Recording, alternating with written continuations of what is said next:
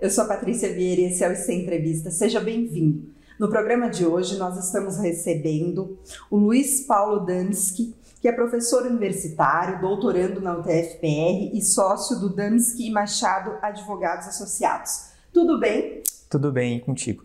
Também, seja bem-vindo ao nosso programa. Muito obrigado. Então hoje nós vamos conversar um pouquinho sobre mineração e meio ambiente. O que o direito tem a ver com essa atividade que é tão técnica e muitas vezes a gente não faz essa correlação?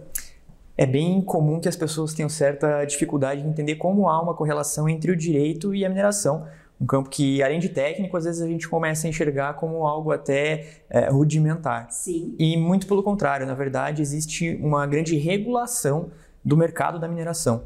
Para que uma indústria exista e exerça a atividade minerária, é imprescindível que uma série de regras e regulamentos sejam observados. E para que haja interlocução entre as indústrias, as empresas que atuam nesse mercado e os órgãos reguladores, é imprescindível que exista um escritório de advocacia ou um advogado que faça essa interlocução e viabilize a atividade. Não apenas advogados, como também geólogos e engenheiros de minas, mas nós advogados acabamos sendo uma peça, uma engrenagem importante nesse mercado. Qual que é o papel do profissional de direito, especificamente do advogado, nesse trabalho de mineração?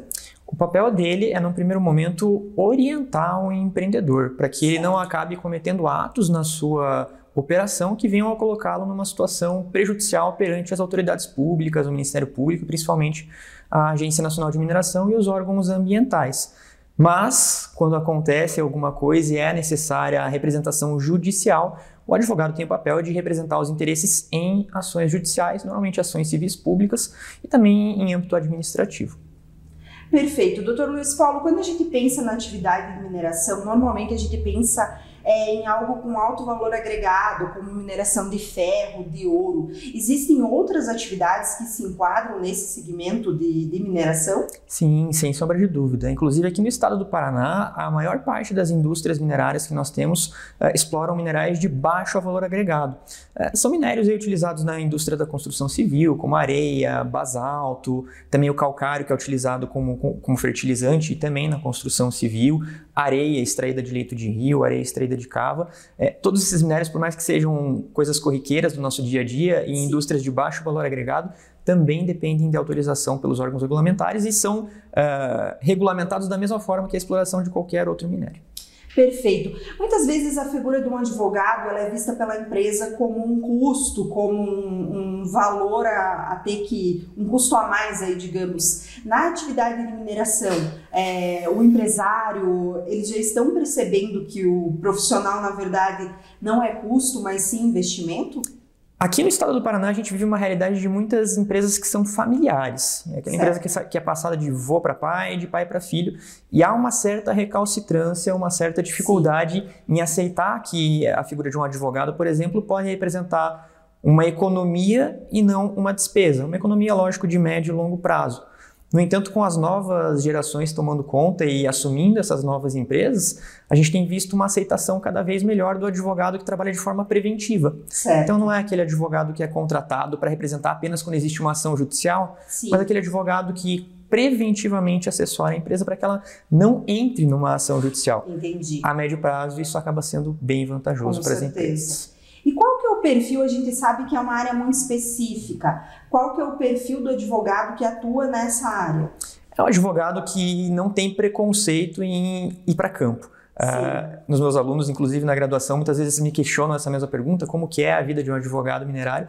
É uma vida de advogado que não fica muito dentro do escritório, Correto. Visita bastante as empresas e principalmente tem que entender como funciona uma operação industrial. É lógico que a parte jurídica é de suma importância, entender os regulamentos é muito importante, mas entender também como funciona a operação de uma indústria, ir até o local, conversar com as pessoas que estão envolvidas e entender como aquilo acontece é de suma importância. Então, tem que gostar de sair do escritório.